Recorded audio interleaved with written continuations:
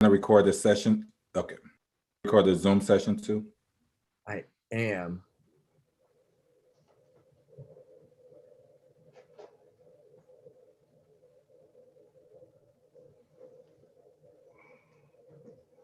Always that moment where you're waiting for it to make sure you're good on YouTube Live or Facebook Live. I think. To record this session? Okay. Record the Zoom session. All right, we are officially live on YouTube and recording the session. So good evening, everyone. Welcome to our fourth event of Keeping Up with the Candidates. This event is put on by the Beta Nu Lambda chapter of Alpha Phi Alpha Fraternity Incorporated in partnership with the National Panhellenic Council. We're thankful for our guests this evening. And before we introduce our guests and introduce folks who are here, I'm going to turn it over to Brother President Harvey to bring greetings from the chapter. Hello to everyone that is joining us. I want to thank Councilman Graham. Also want to thank our Assistant City Manager for joining us and really helping us to get a better grasp on the future plans of our great city, Charlotte, North Carolina. I'm looking forward to tonight's discussion. I want to thank all the brothers of Alpha Phi Alpha who have joined us. And I want to thank our partners at the NPHC as well. There's a great collaboration between the two organizations, and we look forward to partner with all the Divine Nine members as well. And so, again, thank you to all of our guests and to all of our presenters, and we look forward to the information that is shared tonight. Thank you, thank you. And next, Brother Scott, if you'll just give us a little bit of an overview of what we're doing with Keeping Up with the Candidates, if they're first-time viewers or first-time participants. Sure. So what we're doing here with Keeping Up with Candidates is, this is a subdivision of our Political Action Committee. And what we really wanted to do is create a platform that would allow us to keep up, but also kind of hold accountable our elected officials. And so this is our way of kind of tracking them and ensuring that we're engaged and ensuring that the community is engaged with our elected officials and what's going on around the city of Charlotte. So we've used this platform this year to bring awareness to what the elected offices are, have conversations with some councilmen, and as well as having conversations with the elected judges, so that we also understand some laws, the laws of our district court. So that's the gist of our platform. And again, we just want to make sure that everyone's involved and everyone understands what's going on in the community. Awesome. Thank you, Brother Scott. Next, we'll do just some quick introductions. Let's see. Miss Osborne, I know you're on here with Taiwo to do the presentation. Are you ready to start the presentation even if Taiwo is not here yet? Or shall we wait for him? That's gonna Yeah, you might want to wait on Taiwo because he has his slides. I don't have them. Sounds good. That sounds good. So what we'll do is we'll do a quick whip around of introductions. Tell us your first, your last name, and a quick association of what brought you here this evening, and then tell us who you're passing it to. So my name's Kevin Poirier, a brother of the Beta Nu Lambda chapter of Alpha Phi Alpha Fraternity Incorporated, initiated in spring of 2020. Glad to be here, and I'm going to pass it to Brother Smith. I knew you was gonna pick on me. Sam Smith, also a member of the Beta Nu Lambda chapter. I'm also the chair of our Political Action Committee, and we are the ones who are in partnership with the NPHC. We are hosting this event this evening. I'll pass it on to Brian Spate, I think. Maybe, may I say that wrong? It's Brian Spate. My name is Brian Spate. I am new to the Charlotte community. Moved here the end of January from Raleigh, North Carolina. So I'm just, excited to be involved in the community as well as learning more about the community that I now reside in.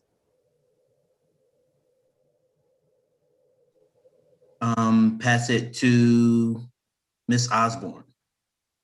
Thank you, Brian. Good evening. My name is Alicia Osborne. I'm an Assistant Director with the City of Charlotte Planning, Design, and Development Department. I'm also the Project Manager for the 2040 Comprehensive Plan, and I'm glad to be here. I pass it to Taiwo. Well, good evening. My name is Taiwo Jaoba with the City Planning Department, the Planning Director. I work for Alicia, and I am also the Assistant City Manager. I work for Councilmember Graham. You working for a whole lot of folks, man. Apparently. Well, I'm happy to be here. Who you passing it to, My name Tyler? is Malcolm Graham. I'm a member of the Charlotte City Council representing District 2. I'm glad to be with the Brothers of Alpha Phi Alpha Fraternity Incorporated. That's a wink and a nod from a Kappa man. And I'm glad for the invitation from Kevin, and I'm glad I made it on time this time, Kevin. Thank you.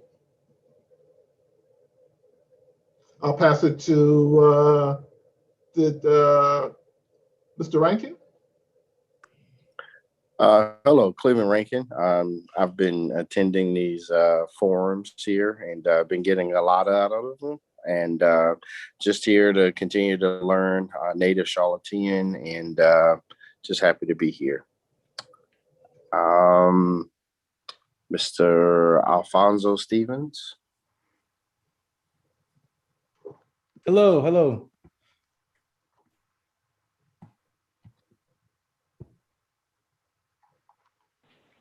Hey, how's it going? We're just doing quick introductions and then passing it on.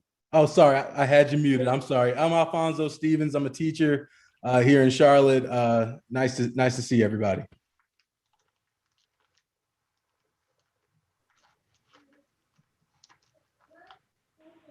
See. I'll take handle since he didn't pass it, but it's okay. I'm Jermaine Scott. I live in Charlotte. Been here for 7 years. A member of the Beta Nu Lambda chapter, initiated through Beta Delta chapter at South Carolina State. And I will pass it to Jawara Tyson, since I see with South Carolina State emblem up there. Absolutely, guys. Happy to see everyone. I am a process engineer from Wells Fargo, and I was talking to Mr. Stevens today, and he told me it'd be a good idea to come in and hear what information we could glean from this. And I'm definitely interested in Beta Nu Lambda, so this gives me an opportunity to find out what we're doing, what they're doing with the Political Action Committee. So I'm excited to hear what you guys have. And I can't quite see on my cell phone who hasn't gone yet, so I'll pass it to whoever's available. David Martin.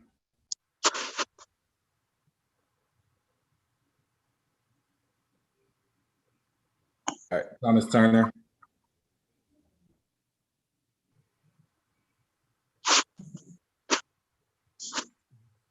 All right, Reggie Atkins.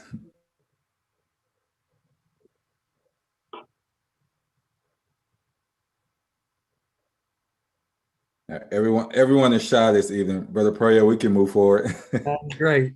Thank you all so much. So without further ado, we're going to get right into it. And the first up is we're going to introduce to you he's introduced himself as well, but Taiwo Jaoba is the City of Charlotte's Assistant City Manager and Director of Planning, Design, and Development. With nearly 30 years of experience, we've got a bio here. Of 30 years of regional, municipal, and private sector service, Jaoba has extensive experience leading planning and transportation initiatives nationally and internationally. Before joining the City of Charlotte, he served as Director of the Sacramento Regional Transit District in California and Director of Planning and Development in Grand Rapids, Michigan. In both cities, he led and managed major federally funded transit studies, zoning ordinance rewrites, and large-scale capital projects. And he's focused on the development of the Charlotte Future 2040 Comprehensive Plan that we're going to hear about this evening. So Taiwo, I'll turn it over to you to share about the 2040 comprehensive plan. Thanks.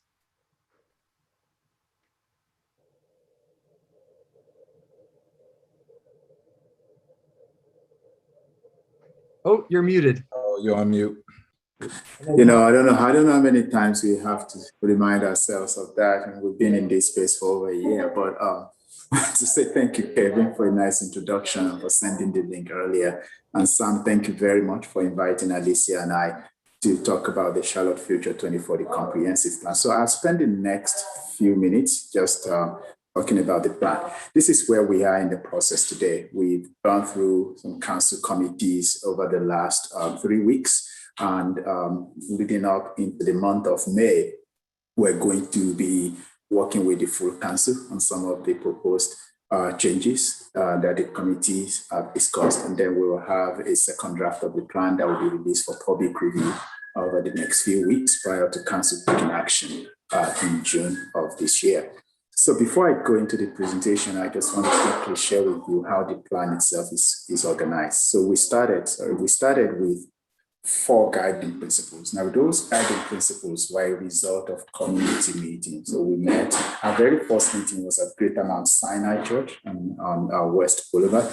And we also went to, I believe it was the Y MCA at Central and Almar. And then we also had one uptown. And in all of this first phase of engagement, one thing we heard over and over again was the word equity. That Charlotte must be done, must grow and develop in an equitable manner. But also while we're doing that is to make sure that our communities that exist today continue to be able to preserve their character, therefore being authentic, and making sure that there's an integration in the way we do things so that plans are not all over the place. So we've got to be an integrated city. In other words, every plan we have, whether they relate to transit or they relate to the environment, there must be some continuity and some relationship between all those plans and land use plan. And then the last thing we had in terms of being a banking city is that you definitely want to make sure that you are resilient.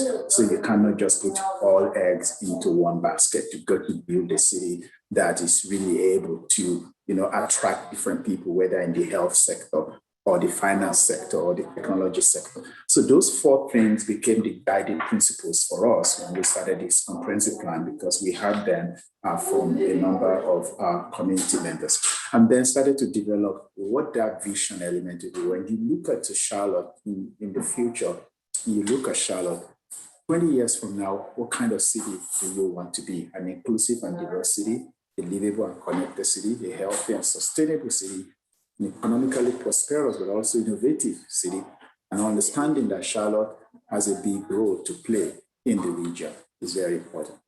Then, of course, as we do all of these things, though, is understanding that there are members of our community who are vulnerable to being displaced, and they are being displaced today, whether by development or by investment or by investors or developers, or even by government, interventions in a number of places. So how do we make sure that as we go into the future, we need to be able to measure the impact of achieving what we want to become on our most vulnerable population? So we develop some metrics by which we'll be able to know whether we're growing in an equitable manner, so that those who may be vulnerable to involuntary displacement, they are being protected from that. Those could be our seniors. Those could be our low-income population. Those could be people who actually have lived in a particular zip code for so long that the upward mobility is challenging for them. How can we bring things closer to them so that they don't have to necessarily be displaced as a result of the pace of development? But also, how close are people to essential amenities, whether they be public healthcare facilities or they be grocery stores, full service grocery stores, full service banking, and access to housing opportunities. So, there are people who would like to live in this city or like to stay in this city, but they just don't have the availability or even access to affordable housing, jobs. How accessible is it? And obviously measuring the impact of all of these things on environment to make sure that communities of color, especially, are not necessarily being impacted by development. We know that the history of American cities, Charlotte is not an exception, is freeways, cutting through Black communities or urban renewal of the 1930s. We see those impacts. How can we make sure that we have metrics in this plan that could protect people who have experienced the impact of displacement in the past, but definitely we don't want the same thing to be repeated going into the future. So all of these things led to the development of 10 plan goals. Now we have different things from the community, but when you bring all of them together, they really focus on these 10 plan goals, whether it is creation of 10-minute neighborhoods where people can actually access transit or bike path or walkability amenities within 10 minutes or half a mile of where they live or do business. How can people also have diversity of housing and inclusion, housing access for everyone, combining transit and trails around our transit stations, and then making sure that we provide a balanced mobility for everyone. So we have these 10 goals. And I'll go through about 2 of them with us tonight, because those are the 2 that have generated a lot of attention. I call them hot topics. One of them obviously is goal number 2, which is really having housing diversity and inclusion. And how can we, what exactly is that goal trying to solve? And as you do that, though, there could be unintended consequences, right? So if the consequence that you unintend is displacement, how do you make sure that this plan addresses that could result in stability in most vulnerable neighborhoods? And then I'll go back to goal number 1, which is really what these 10-minute neighborhoods really stand for. So goal number 2, if you look at the plan itself today, the way it's written, what it says is that Charlotte will strive for every neighborhood, whether they are in the crescent, where the most minority population lives, or whether they are in the wedge, where the most affluent white population live, regardless of where you live, that we should strive as a city to have a diversity of housing options by the presence of what I call plex units, which may be duplexes or triplexes, fourplexes, townhomes, accessory dwelling units, anything that has small footprint housing types. It's interesting because we're not unique in this idea. I was looking through some newspaper clips last night, and I found one from 1983 that actually said that my predecessor, 2 predecessors or 3 predecessors ago was actually considering the same thing. But for some reason, it was shut down, just like the same way we're going through this conversation right now was the way it was then. But the whole idea is, how can we allow more housing types in areas that are zoned exclusively today for single-family housing? That is most part of Charlotte. Is what zone for exclusively single family. So the plan, again, those 3 policies, but policy 2.1 especially, says to allow duplex and triplex housing units on every lot, where today you have single family housing. But knowing fully well that you can't just leave it like that and just say, yeah, you should allow it anywhere, we also wanted to put some restrictions or some boundaries around it. It's got to conform with the lot size requirements. It's got to conform with setbacks in front and in the back. And we're developing a unified development ordinance as well, which is a consolidation of all our regulations and our ordinances related to land. We are working on it right now, and we want to make sure that however this policy is implemented, it's consistent with the regulations or the standards that we set in that unified development ordinance. So it should look something like what you see in the graphic there, so that if, for example, the number 2 is your single family detached building, which we have a lot of it today in every part of the city, what exactly will it best look like next to that? And you can see that. And also, what does an accessory dwelling unit look like if you have a grandparent or a grandchild or a friend who is on hard times, or somebody, a student who needs a place to stay, or you want to make some income? How can you also have accessory dwelling unit that can be in the same neighborhood without necessarily making it look like it's going to disrupt the character of that neighborhood? And then you see number 4 is an example of a triplex. What does it look like when you look at all of this? Now there are some triplex, there are some mark mansions that actually are the size of a triplex, but they are single family units and only 1 person can live in that. Imagine if 3 people can live in there. Not only is the impact on the environment minimized, the impact on traffic is also minimized, because there's only so many driving spaces for 3 people and for 3 units to actually have. But if it starts at McMansion, they could have 5 vehicles in there. They could have 6 vehicles in there even. And so it has minimal impact on trees as well, in terms of how many trees you cut in order to accommodate so many single family units. Hence the reason why the plan proposes that. But we do know that we're still going to have single family housing. So in neighborhood 1, you notice that this particular policy, when you look at policy 2.3, it says it applies to neighborhood 1 place type. So we've got about 10 place types in the comprehensive plan. One is neighborhood 1, where we believe single family housing will still be the predominant use. So nobody is saying we're taking single family housing away. It's just changing the zoning to allow different types of housing products. And so single family housing will still be predominant in neighborhood 1. Neighborhood 2 will have a range of higher intensity. Today, we have a lot of neighborhood 2. The thing though is that we don't want to concentrate, duplex units in one part of the city without considering that they could be in all parts of the city. That's one way to achieve equitable growth for our city. So this is how it will work. I shared with you the first graphic earlier on, but in terms of height, in terms of scale, in terms of width, in terms of driveway, there's not going to be like multiple driveways into, even if you have an accessory dwelling unit in the back of your house, you're not going to have 2-3 driveways going to every unit.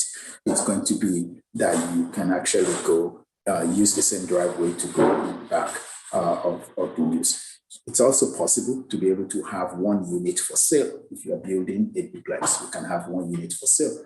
And in case of a quadruplex, if we have it along arterials like you see in C4, if it's a quad where you have 4 units, notice that it's closer to a roadway. We want them to be close enough to arterials because they are the bigger ones. We want them to be close enough to where people can just get out and get on the road. So it's not right inside the neighborhood.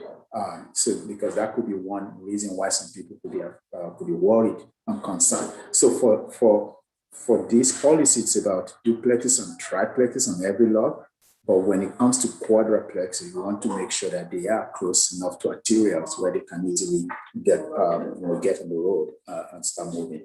We do have this today in Charlotte. I could put plenty of pictures here, whether they are recent ones that we have, whether on Gettysburg Road or whether on Sugar Creek Road or West Sugar Creek, or we have it on Providence. We have them all over the city today, but these are older ones that we've had, but since 1950, we haven't been building a whole lot of them simply because we have restrictions on where you can put them.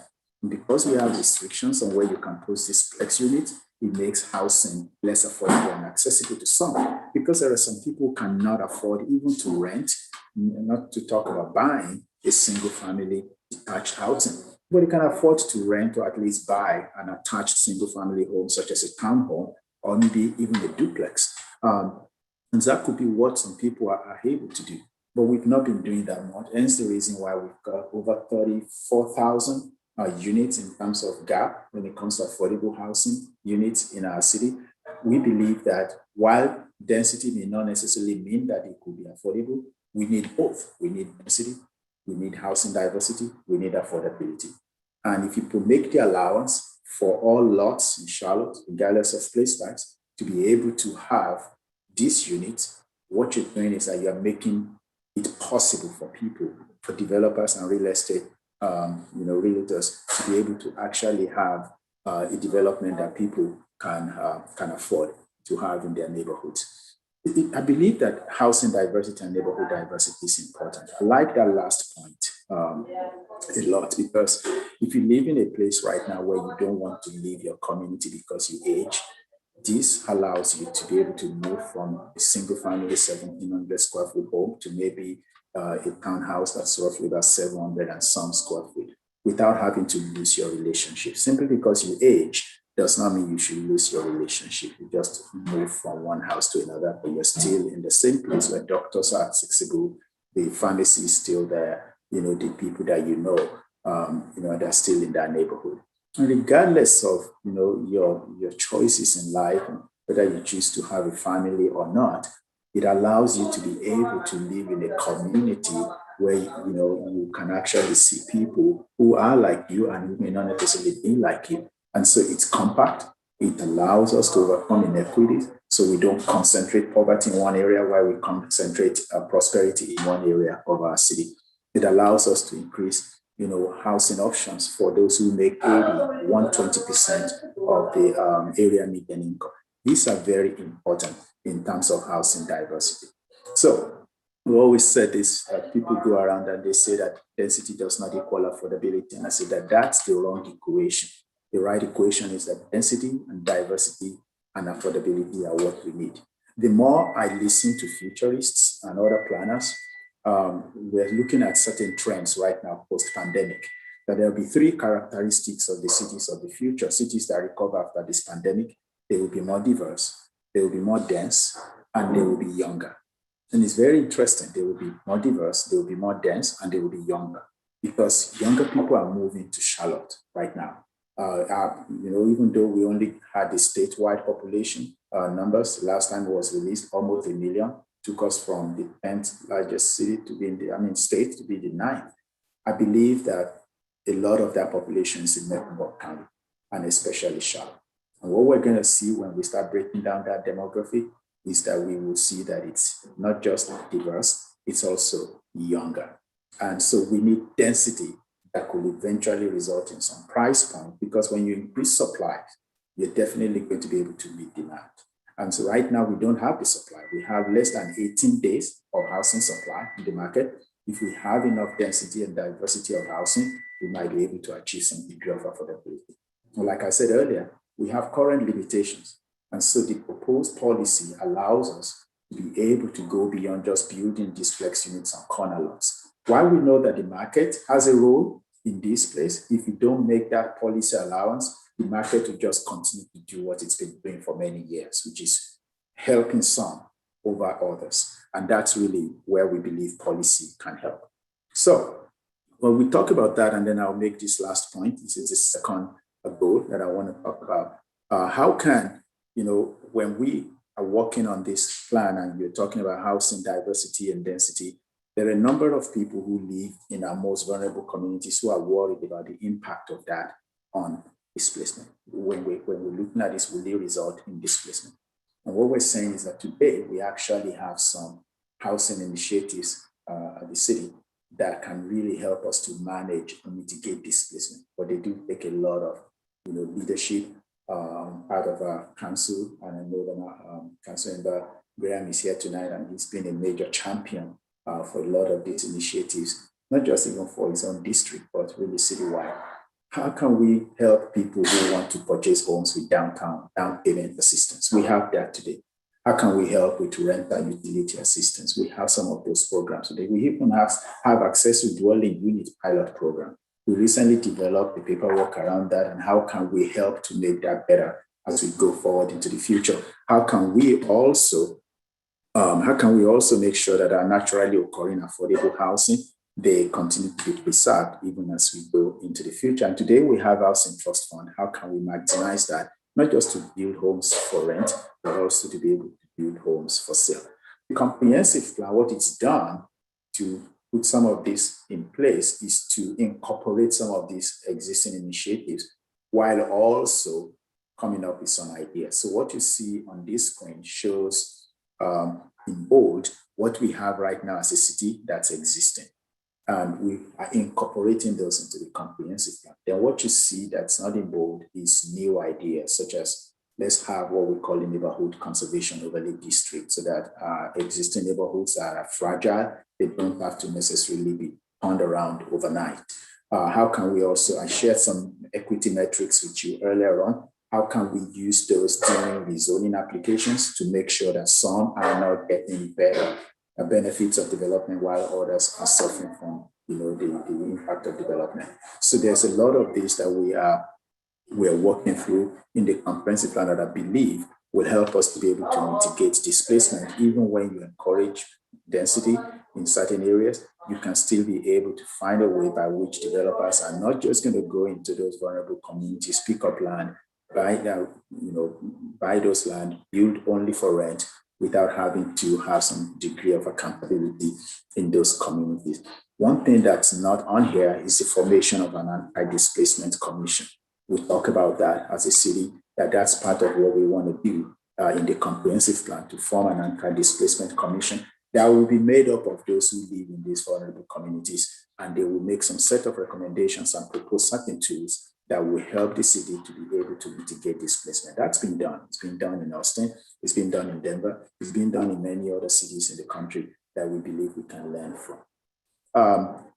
The old nation of neighborhood, 10-minute neighborhood is 10 minutes is right now what we have. If you are standing at a light rail station, if half a mile from that light rail station is about 10 minutes. So roughly almost 2,000 feet of walking from one place to another.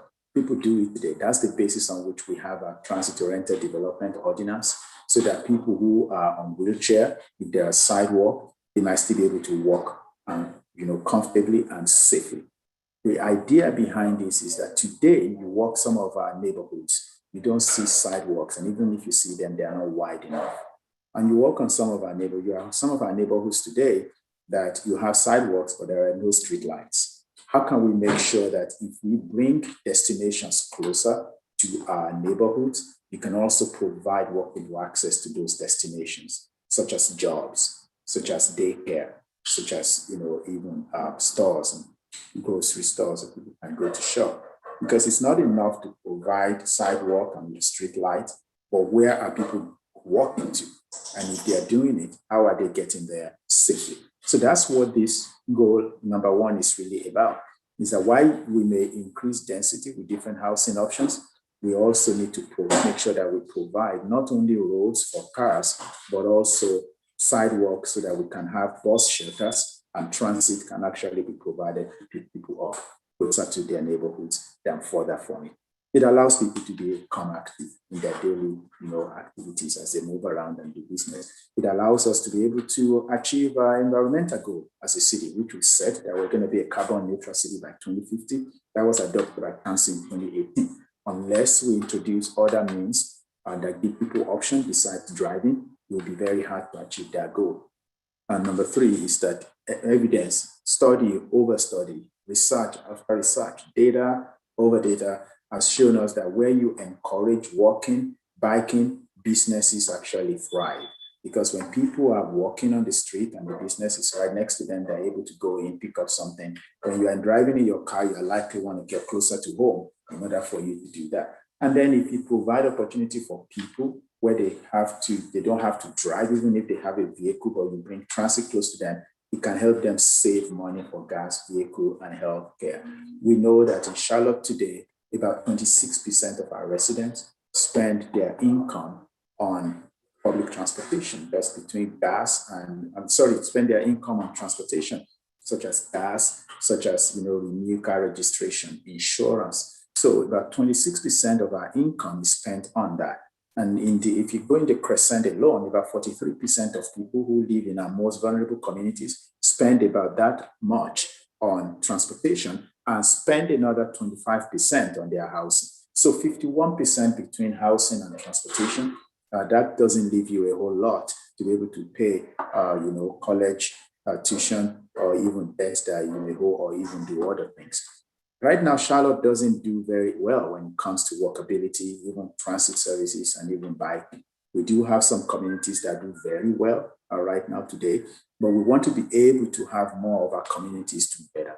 Raleigh does better than us when it comes to walk spot, and Austin and Atlanta, those cities that we often look to, especially Austin, definitely do better than us. What are the things that they are doing that we also can do?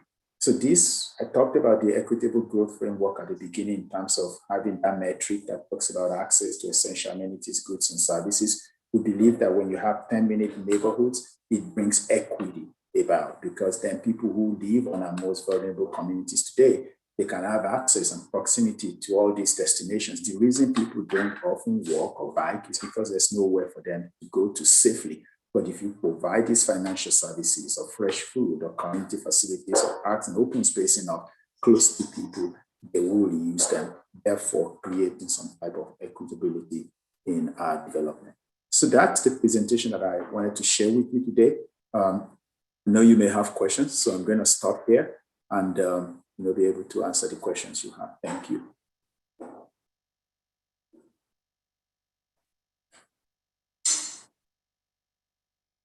Wow, thank you very much. That was an excellent presentation, really detailed. We're gonna open the floor. Any questions?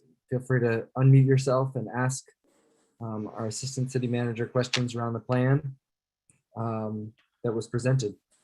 Brother Pryor, before we go to questions, I don't know if it's appropriate to have Councilman Graham just quickly introduce himself, give his perspective on the plan. That way the questions can be very broad between him and Assistant City Manager Taiwo. So Brother Graham, do you mind? No, thank you very much. I want to thank Ty and Ms. Osborne for all the work they have done well over 2 years in terms of working to put the plan together. The plan itself is aspirational in nature and how we want to build our city moving forward. I guess I'll start by saying that, and I'm going to age myself a little bit, Ty. When I first got to Charlotte as a freshman at Johnson C. Smith, on the corner where the corporate center sits was the Eckerd drugstore, the Burger King, and the pawn shop. The local sports franchise in Charlotte was NWA Wrestling and Racing, and Ric Flair was the most popular celebrity in town. I say all that to say that Charlotte definitely has grown significantly since those days, and that was in 1981, right? And so we've come a long way, and how we are today is how the leaders back then in the late 70s, early 80s planned out how the city would be, how to build a community. And we've done a great job at that over the last 30, 40 years. And what Ty and his group is doing is just that, outlining how do we build our city? How do we see ourselves 40 years from now as a community? How do we incorporate neighborhoods with public transit? Where do people will live? 121 individuals every day move to the city of Charlotte, and they all need to live somewhere in our community. And so we can't annex our way out of who we are anymore. So a lot of the development has to be planned infill development. So I kind of get it. I applaud the work that Ty and his group did over the last 2 years. The plan itself is aspirational. We don't have to have all the answers today to solve the problems that the plan proposes, right? Not problems, but certainly hurdles for how do we handle growth and development. And so I'm willing to work on to adopt a plan in June. Obviously, I think Ty pointed out 2 areas of interest for me, which is how do we ensure that individuals living in fragile and threatened communities of color, are part of the growth and not victims of it, right? How do we stop displacement? And as a council member, I'm beyond the adoption of the plan. My thought now is, do we have the tools in our tool chest now to make the plan a reality? If we're going to stop displacement, we have to work with individuals and families now. Do we have those tools in our tool chest now to deliver on that? Certainly we're doing that, but we can do a hell of a lot more. And so how do we actualize the plan through the decisions that we're making now? So I look forward to the discussion moving forward, but the rewrite, I don't even call it that. I call it more of the edits, the technical changes to the plan to come before the council and sometime in mid-May, and then hopefully there'll be a final adoption in June. So I'll jump in with a quick question, and I may not ask this question the right way. So Alicia, Councilman Graham, Taiwo, please correct it. But what policies would there be to ensure the protection of our Black and Brown communities? I was watching a news story on WCNC right before the call. Actually, one of our fraternity brothers on that was on that segment where they're talking about all the gentrification happening right now as we speak, in the north part of Charlotte. Councilman Graham, I think it might be in your district, Oakman area, Wilkinson, Oakman area. So what policies will there be to protect those most vulnerable people who could be impacted once this is passed? Because I do understand 2040 plan as it is just a roadmap. You guys have to dig a little bit deeper once this roadmap is passed on the most specific things. But what policies are there in place to ensure Black and Brown communities are protected? I'll let Sister Alicia respond to that. And then I'll jump in. That's how it's gonna work. Yeah, that's nice. Wow. That's what we doing. So I would just start to say that there's kind of three big pieces to it. I think we have a toolbox today. A lot of tools that we have, they probably definitely need more funding.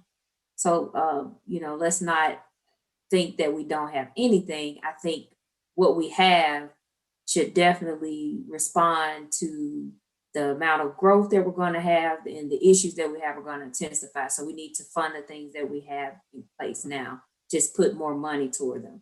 And to specifically around our affordable housing initiatives, our home ownership, down payment assistance programs, and home repairs. A lot of our housing framework have tools in them that help people stay where they are. The county has tax relief programs that help people who are experiencing severe increases in their taxes in terms of valuations going up, probably more than their incomes can support that. But how do we make sure that people know that those programs are available?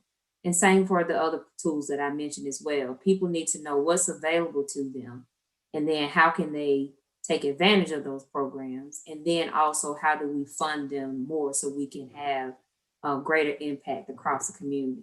What's in the comprehensive plan is that to expand that funding for those programs, and also to introduce some new ideas around being more strategic by establishing the anti-displacement strategy.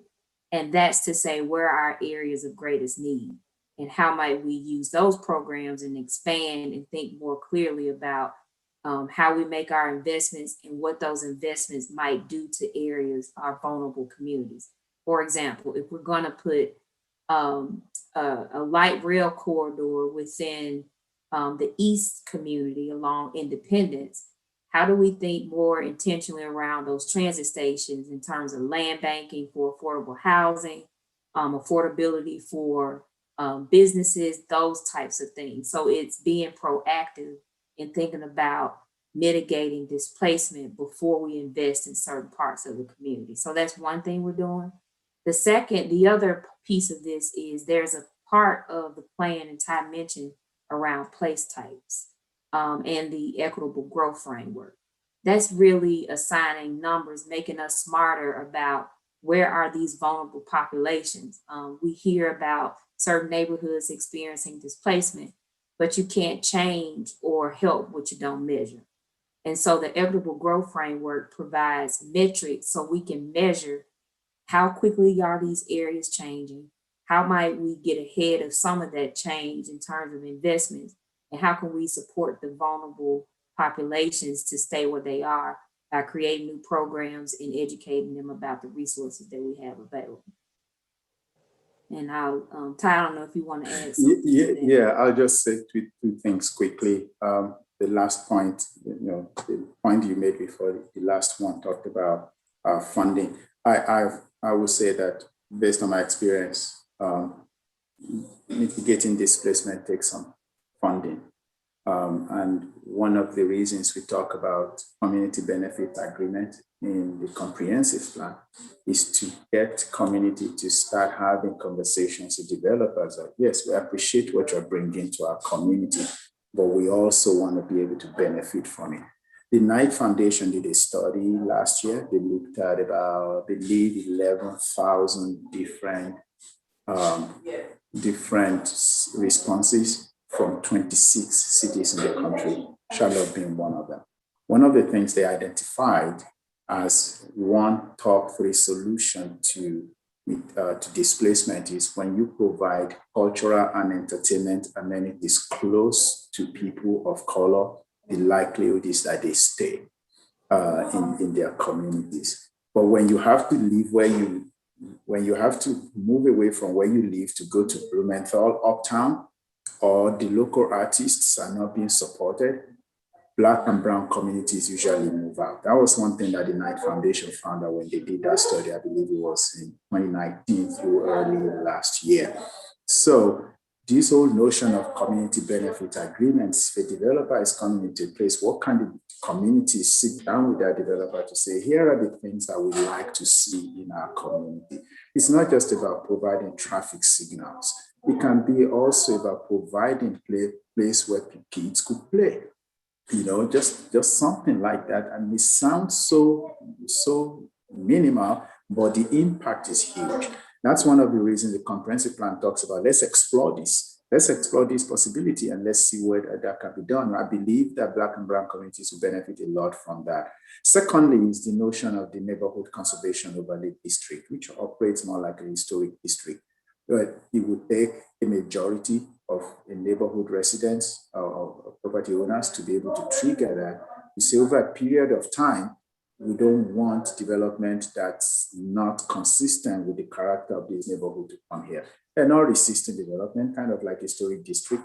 What can happen in this community that can be, consistent with what we have here? Those types of things can actually not only keep our seniors in place, it can also keep a lot of vulnerable members of the community in place. And finally, I don't know what the Anti-Displacement Commission will do if council agrees to form that.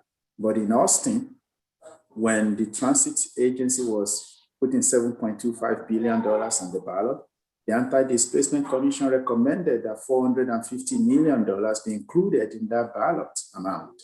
And they did. The ballot won. And now they have about $450 million to purchase land around light rail corridors that the city of Austin will own. And when you own land, you're able to dictate what happens on that land. I don't know what our own Anti-Displacement Commission will talk about, but I think the timing is good, especially if we're talking about some type of transportation referendum in the next year. Maybe that's one thing that Anti-Displacement Commission will say, let's tie this together.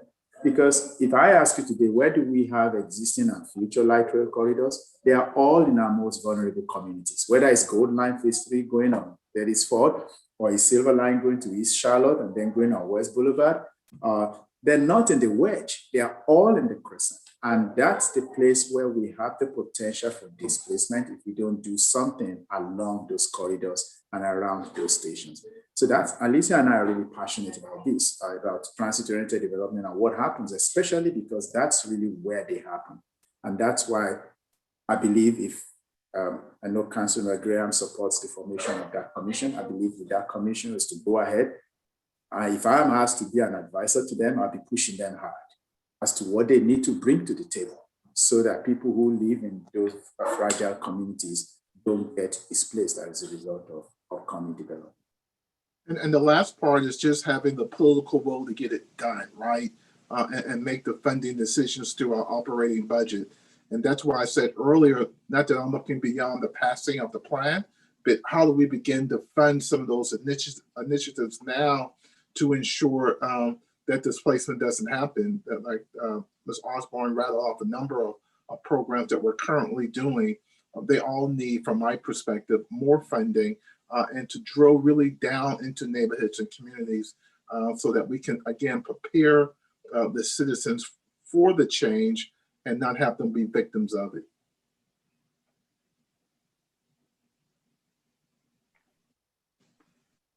I have a question around the single family residential topic of the plan.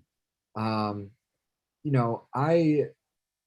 work in a zip code in a community where I have seen the duplexes and the triplexes been torn down over the past few years. I mean, literally students who used to live in those neighborhoods and in those buildings are not attending the school that they would normally go to. And I truly believe that we've seen enrollment decrease partially because of that in some of those neighborhoods. I can't seem to grasp the single family residential zoning piece of the plan and where we're at with it. It seems like at one point, single family residential zoning might have gone away completely. Now we're at maybe a compromise. Could you speak to some of the potentially unintended consequences of that? Or if, based on your presentation, I'm inclined more to feel like the single family residential zoning should go away and we should allow much more duplexes and triplexes and quadplexes. Either Taiwo or Councilman Graham, if you all would speak to that part of the plan. So thank you, Kevin. That's one item in the plan, obviously, has drawn a lot of attention. First of all, I like to say that we're not eliminating single family housing. No, we cannot do that. And there will still be areas all over the city where you can build single family housing. What we're saying is that where you have single family zoning today, which is predominantly, really the makeup of our city, we should be able to also allow what you just mentioned, duplexes, triplexes. When you have allowance to build it all over the city, there will be fewer developers that will tear the few ones that they have down just to build something else. It's because today, where you have it is very limited. And if you want to have it in other parts of the city, you have to go through a rezoning process, and your neighbor may say, no, you can have it on R8 today. But in order for you to rezone something to R8, neighbors definitely say no. And I believe that they say no for three reasons. Number one, it's going to impact my property value. That's number one. And number two, is going to result in gentrification and displacement. Number three, is going to create more traffic congestion. Now, for number one and number two, even number three, frankly speaking, if you ask Professor Delmel at the University of North Carolina, Charlotte, she will tell you, based on the study they did on the Blue Line 2 years ago, there's no evidence that that has actually happened, that it does displace. It's very anecdotal, but we still have to address that, because for people that it impacts, it's real to them, right?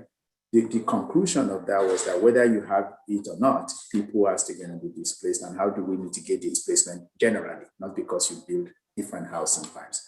The first part, I've been having very good conversation with Smart Growth of America and some other research institutes that generate a lot of data. There is no evidence that Plex units reduce property values. There's none anywhere. It takes a lot of things to reduce property value: crime rate, poor schools, the lack of infrastructure or stormwater. It takes a lot, not just because you have 2 units of houses across the street from you. I'm sorry, but I know a subdivision not far from here where homes are selling for mid-800s, and across the street from them, there are homes selling for $150,000. One of them was a drug house. And meanwhile, across the street, those homes are selling for $800,000. Just makes you wonder. Maybe it's because of the market we're in, but it takes more than just 1 or 2 units to do that. And then in terms of traffic, everything we've seen from the ITE, is ITE called Institute of Traffic Engineers or Transportation Engineers? They told us that the more compact your development is, the less traffic trips it generates. Single family housing actually generates more traffic than Plex units. Again, I have the numbers and I don't want to spend tonight sharing those, but the fact is that when people experience those things, it's real to them. So we cannot just dismiss it as NIMBY. We can't just say, oh, that's NIMBY.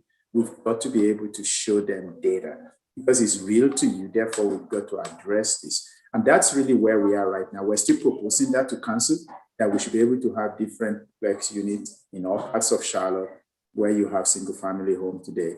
Now, they may come back and make some adjustments to that language, but we believe that that's one tool in our toolkit to be able to address the issue of housing affordability, accessibility, and perhaps even more importantly, availability. Thank you. Councilman Graham. I have a quick question. So when we talk about 10-minute neighborhoods, and I personally love the idea of 10-minute neighborhoods, especially when you're just looking at what's around and what that provides. I recently saw there's a development coming to Charlotte that is a vehicle-less neighborhood, where folks will not be allowed to have a vehicle to live in the neighborhood. Are you guys incentivizing things like that for? You shouldn't bring that up tonight. That question's for Councilman Graham. Let him answer that one. I vote the right way on that one. You can have that one.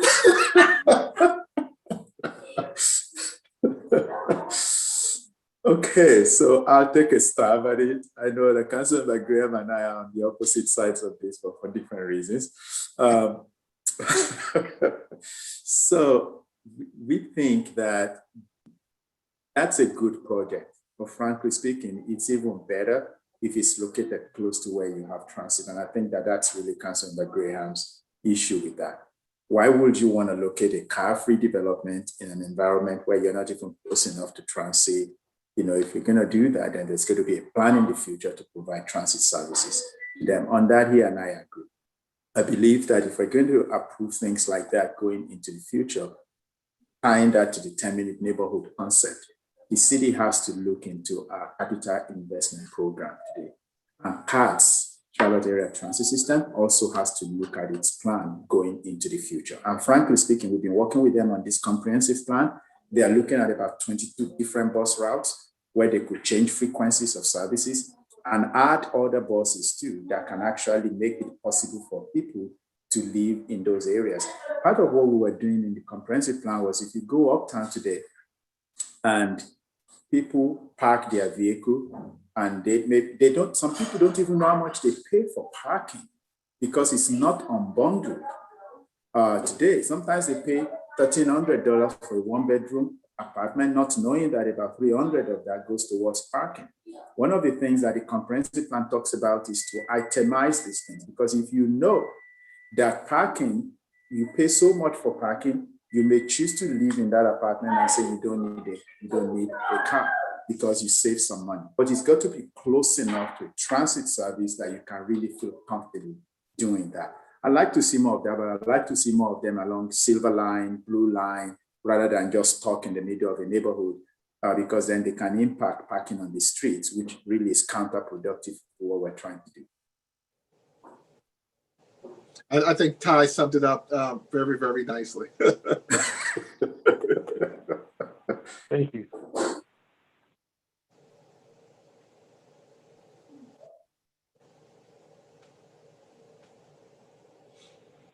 Brother Foy, did you have another question?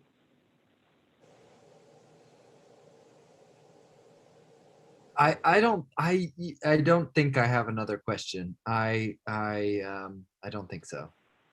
Not at this point. I don't want to take over, so I want to give everyone a chance to ask a question if you have one. If not, I'll give you time. So when I'm looking at the plan, and I'm looking at the accessory dwelling unit, I can see what kind of response have you gotten to that? Because I can see how folks can go both ways with having an accessory dwelling. Is that intended to be an additional home or just an additional unit that for the primary building? And what responses have you gotten from it? Okay, I can start with this one. It could be used in different ways. If I have the right setback requirements and I meet all the requirements for building an accessory dwelling unit, I have a daughter who goes to UNCC. I have another daughter who actually works. Both of them live in my house. I like to put them in the accessory dwelling unit and then they pay rent.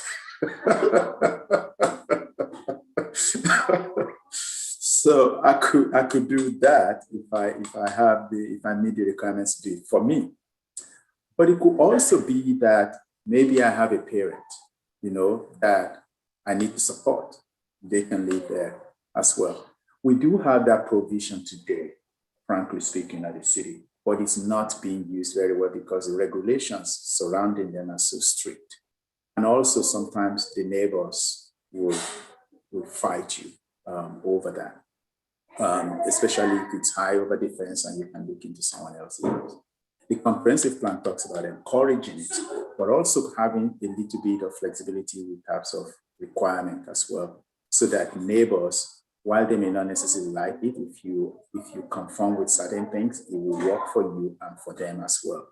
But people are also worried that it could be used for Airbnbs and other things that could generate noise in the neighborhood and all of that. So part of the Unified Development Ordinance is to also propose some regulations around short-term rentals that could make it difficult for people who rent it out for Airbnb to become a nuisance in the city. That would take a lot of work between the police and our planning department to make that happen. So we really want that. We have found, so we did an ADU report, and what we found is that in cities that actually have it, it helps a lot with housing affordability, especially for younger people and those who are just falling on hard times. It helps a lot with homelessness. It helps a lot with housing and veterans as well.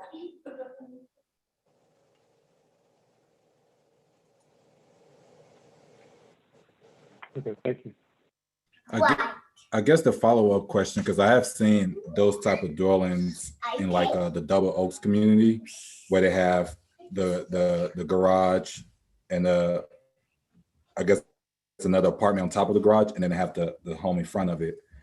I guess the follow-up question to that, and you may have answered that, I missed it, but what is the appetite for that outside of that area, right? Because there's still a lot of areas within the Charlotte region that if this passed, I could see developers taking advantage of it.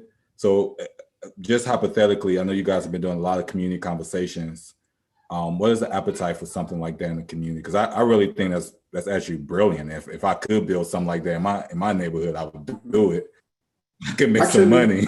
Yeah, there's an appetite for ADUs, I tell you that. Steel Creek, I think in Steel Creek, they've generated more ADU units than we've seen in a long time. So we see an appetite for that. One of the things that I've asked our urban design group to actually do in the next few months is to start developing approved ADU designs so that we have something in-house that if someone says, I'm interested, they don't have to necessarily go to an architect to be designing something for them, because most of the people who are going to use it are not developers. They're people like you and me who just want to put a 500 square foot unit behind our house, and so you don't want to go to an architect to be doing that. We want to have some design templates in the planning department where we can tell you, take a look at this, and if this one works for you, it's already conforming to the height, it's already conforming to the design. You don't need to go through some approval process except to check if it conforms with the side and